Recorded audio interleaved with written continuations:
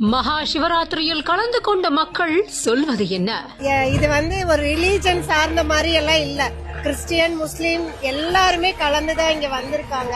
மாநிலம் கடந்து, மொழிகள் கடந்து இங்க இவ்வளவு பேர் அமர்ந்துக்கிறது மொத்த இந்தியாவோட ஒற்றுமை இந்த இடத்துல நீங்க பாக்கலாம். அத்தனையும் ஆத்மார்த்தமா மனசுல இருந்து வர்றதுங்க. இத பாக்குறதுக்கே ஒரு பிரமிப்பா இருக்கு.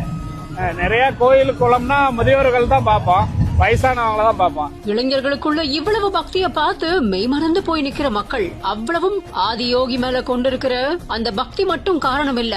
இங்க இருக்கிறது வெறும் இளைஞர்களை தான் பாக்குறோம். இந்த நாட்டுல குடி, போதை அந்த மாதிரி விஷயத்துல நாடு தவிச்சிட்டு இருக்கும் போது இளைஞர்கள் ஒரு முழுமையான பக்தியை நோக்கி இழுக்கிறாரு, தியானத்தை நோக்கி இங்க வர வைக்கிறாரு.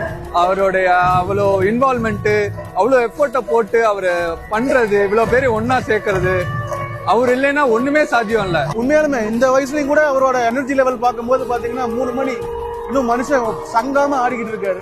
எல்லாருமே அந்த ஓம்ங்கிற சவுண்டும் அவரை பின்தொடரும் போது ஏதோ ஒரு ஈசன் பின்னாடியே போன மாதிரி ஒரு ஃபீல் இருந்தது. அந்த உயிரோட அந்த ஒரு கோரை டச் பண்ற மாதிரி இருக்கும். சில சடங்கள் தான் இருக்கும், ஆனா அதுக்காக ஒரு வருஷம் ஃபுல்லா வெயிட் பண்ணலாம் அப்படின்னு. குருஜி மேல அவங்க வச்சிருக்கிற பற்றும், அதே சமயத்துல இவ்வளவு பேரையும் ஒண்ணு திரட்டின குருஜிய பாராட்ட வார்த்தைகள் இல்ல அப்படின்னு மக்கள் மகிழ்ச்சி பொங்க நெகிழ்ச்சியான பதிவு தான் இந்த பதிவு.